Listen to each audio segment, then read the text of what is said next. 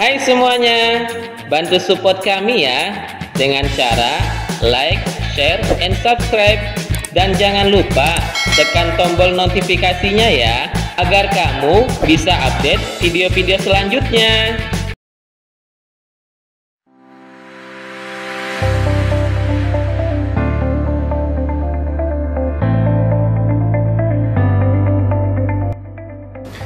Assalamualaikum warahmatullahi wabarakatuh.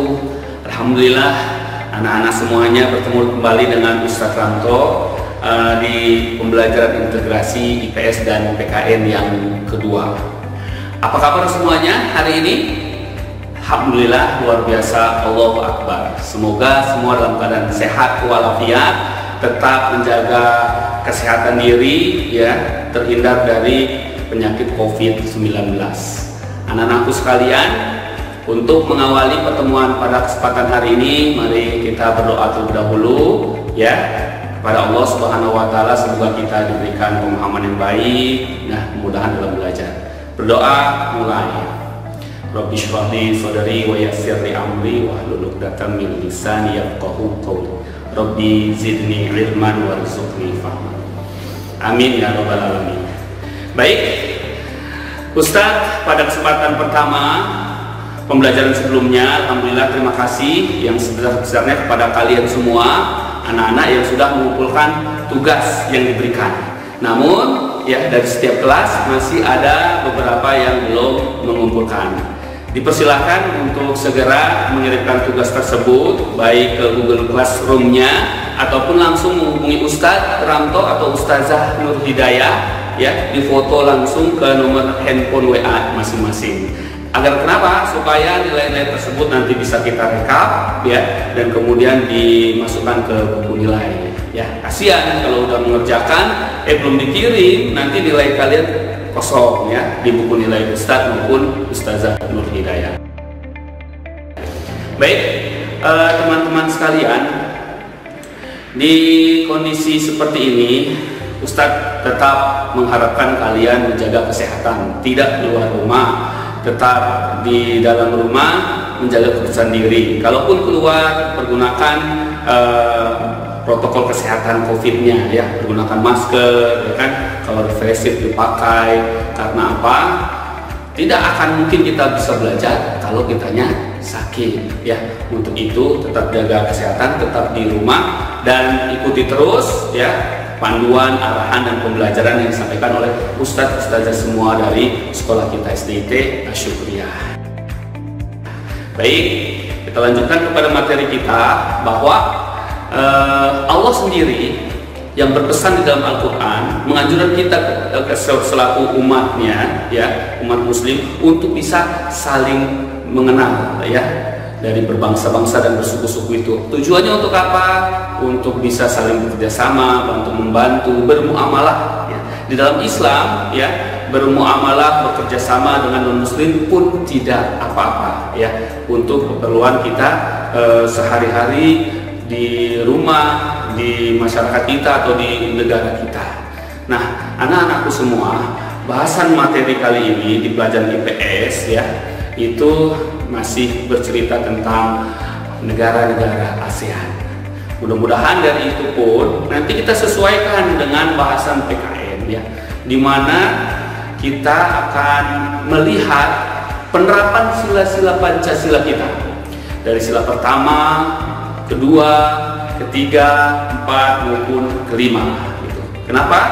Karena semua itu pun adalah sebuah kesatuan yang tidak terpisahkan. Contoh, untuk sila pertama, masing-masing ya masyarakat atau warga negara di negara ASEAN itu memiliki agama yang dianutnya ya, ketuhanan yang Maha Esa. Untuk Indonesia mayoritas Muslim. Bagaimana dengan negara-negara yang lain? Kalian juga kemarin sudah merangkumnya dan menulisnya. Itu adalah contoh penerapan sila pertama, yaitu memiliki agama yang dianut. Bahkan kita juga dianjurkan untuk menjalankan perintah agama kita. Yang kedua ya, kemanusiaan yang adil dan beradab ya. Kemarin juga sudah ada yang mengirimkan tugas kepada Ustadz ya. Isinya kalau di negara-negara ASEAN itu bisa saling menghargai ya, menghormati, ya, saling menolong dan yang lainnya. Itu juga merupakan penerapan sila kemanusiaan yang adil dan beradab. Tidak pilih-pilih dalam kerjasama, aku mau dengan negara Malaysia aja, enggak. Tapi semua negara ASEAN diajak untuk bisa bekerja sama dalam berbagai bidang, ya, ekonomi, politik, pertahanan, keamanan, sosial, budaya, dan yang lainnya.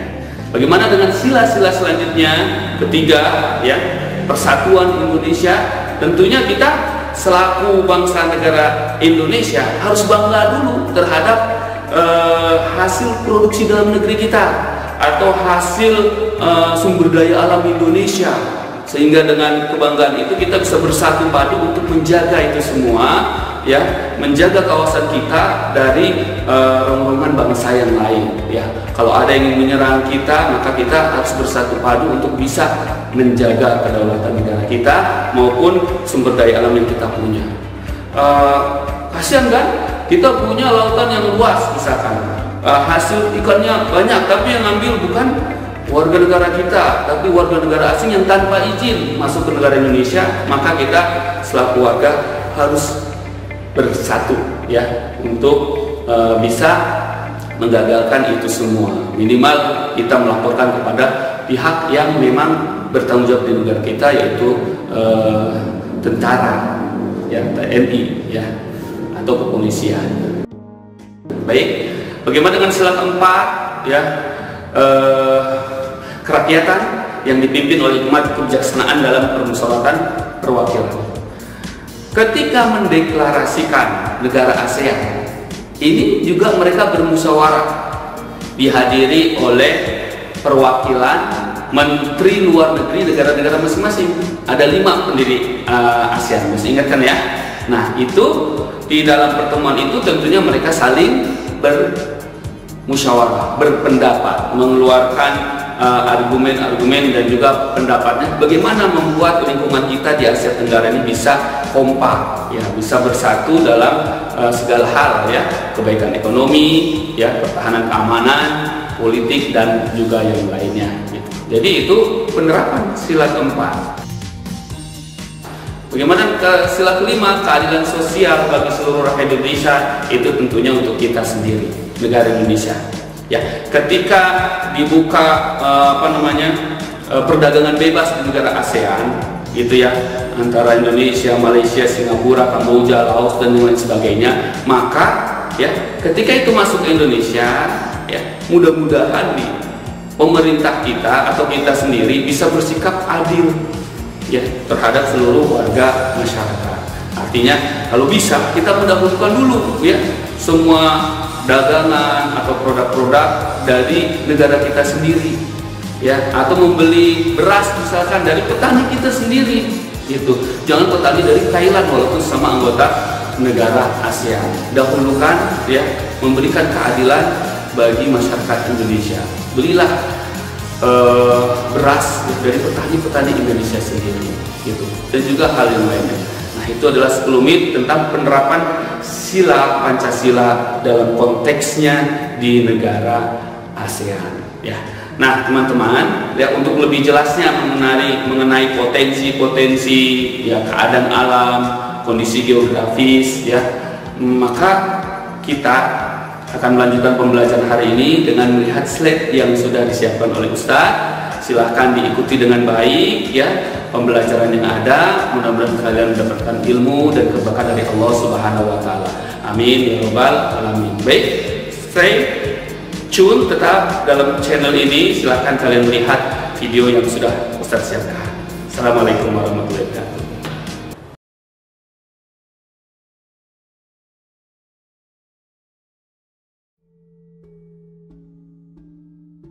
Assalamualaikum warahmatullahi wabarakatuh. Bertemu kembali dengan Ustadz Suramto dalam pembelajaran IPS Integrasi PKN. Masih dengan materi melanjutkan yang kemarin, yaitu tentang ASEAN. Senyumlah, karena senyum akan membuat hati kita tenang, rileks, dan mudah menerima pelajaran. Ya, jangan cemberut, nanti ilmu susah masuk. Teman-teman semua, apakah kalian sudah mengerjakan tugas yang pertama? Ya, ada evaluasi dari pertemuan pertama 10 soal. Jadi silakan bisa kirim ke guru mapel masing-masing, khususnya 6 DEF ke Ustadz Suramto, 6 ABC ke Ustadz Nur Hidayah. Ya, bisa di WA Japri atau Google Classroom. Kenapa Indonesia bisa bergabung dengan ASEAN, teman-teman? Karena Indonesia memiliki persamaan letak geografis, dasar kebudayaan, nasib, dan kepentingan di berbagai bidang dengan negara Asia Tenggara lainnya.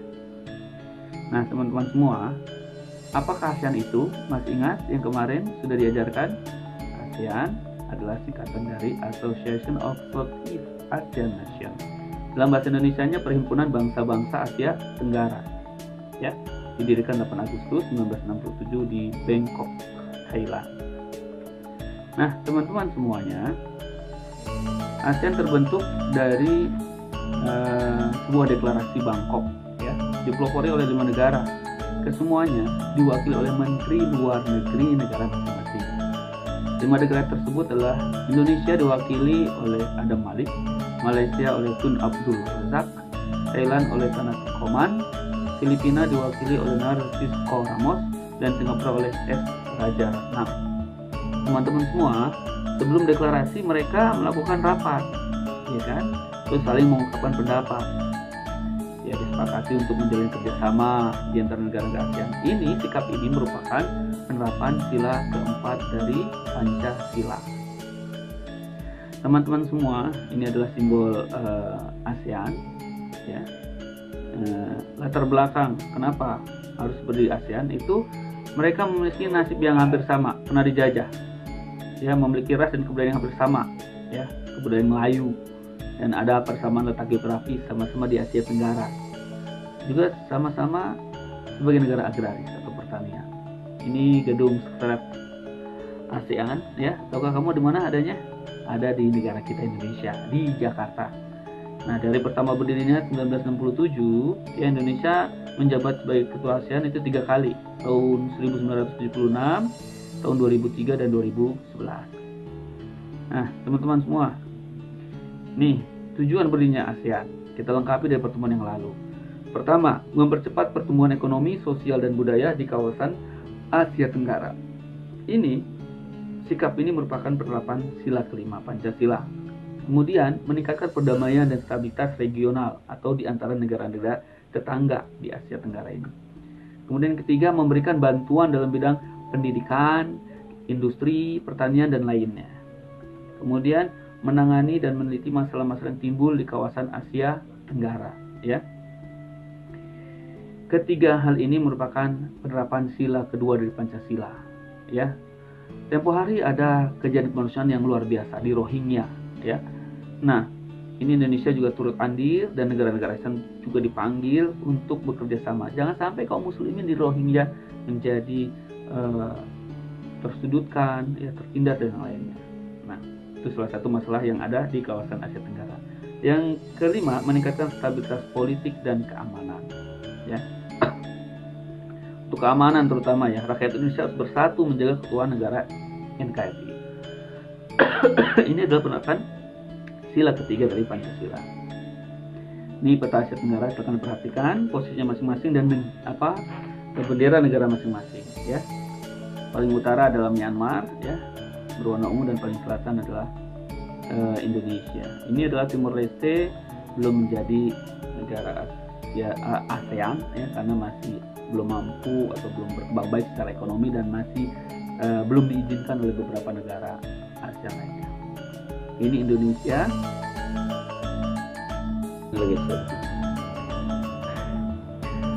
Oke, teman-teman, ini adalah negara Indonesia. Silahkan diperhatikan dengan baik informasi yang ada di dalamnya. Tidak perlu dibacakan karena terlalu panjang dan memakan banyak waktu. Yang penting slide ini kalian bisa pause nanti ketika ada tugas yang berkaitan dengan Indonesia dan informasi yang ada di poin-poin slide-nya. Yang kedua, ini adalah negara pendiri ASEAN juga, Malaysia. Oke. Malaysia ini dibagi menjadi dua, Malaysia Timur dan Malaysia Barat. Ya. Sedangkan provinsinya di Bintang Utara dan Bogor Timur. Jumlah penduduknya di tahun 2006 26.000 juta jiwa. Negara selanjutnya adalah Singapura. Oke, benderanya mirip dengan Indonesia. Bahasanya Inggris. Silakan diperhatikan. Luas wilayahnya hanya 697 km. Jumlah penduduknya hanya 4.000. Ya. Kemudian ini adalah negara selanjutnya, Filipina. Oke.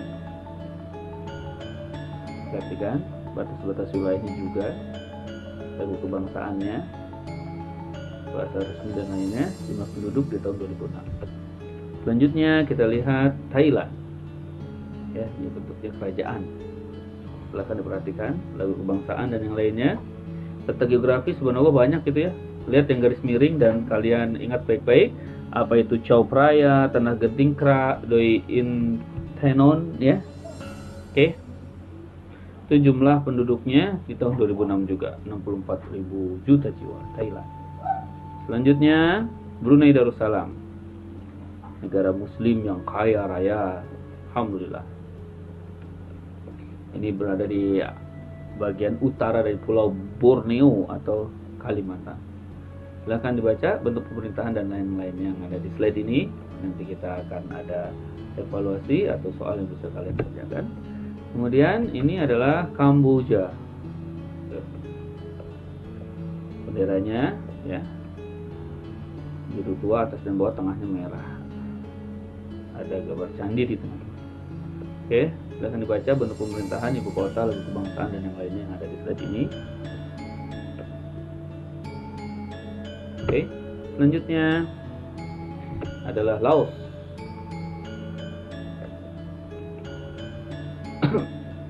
Perbatasannya ternyata berupa sungai dengan negara Thailand, yaitu Sungai Mekong. Nah, perbatasan selanjutnya dengan Vietnam adalah pegunungan-pegunungan dalam rantai Annam. Ya, itu yang warna biru. Jadikan informasi penting untuk kalian. Yang lainnya pun juga bisa dikatakan penting. Jadi jangan sebagian-sebagian. Laos, setelah Laos kita lihat ada negara apa lagi? Myanmar. Ini dia yang kemarin, yang tadi seperti disebutkan adalah tragedi Rohingya kaum muslimin di Myanmar. Mudah-mudahan Allah nanti akan menyelamatkan mereka dan menjaga mereka dari mayoritas Buddha yang ada di sana. Kemudian ini adalah profil Vietnam, ya, negara yang sempat viral karena peperangan dengan Amerika Serikat penjajahnya, ya, kemudian bisa memerdekakan diri. Nah ini dia, masih ingat gak ini? Apa yang di nomor 1 negara apa? Paling utara tadi saya bilang Myanmar. Oke, yang paling bawah 8. Apalah ya, itu adalah negara kita Indonesia. Bagaimana dengan nomor-nomor yang lainnya? Kita lihat. Oke, ada di sini jawabannya. 1 Myanmar paling utara, 2 Thailand, 3 Laos. Ya. Di sini Laos. Oke, 4 Vietnam warna ungu, 5 Kamboja, ya. 6 Malaysia, ada Malaysia Barat dan Timur tadi. Oke, Brunei Darussalam di 7 sini, negara muslim terkaya di Asia Tenggara. Kemudian 8 Indonesia berwarna hijau, Singapura kecil sekali di atas Bangka Belitung, dan 10 ini adalah Filipina. Oke, we are ASEAN, itu tadi profil singkat tentang ASEAN, tujuan dan yang lainnya.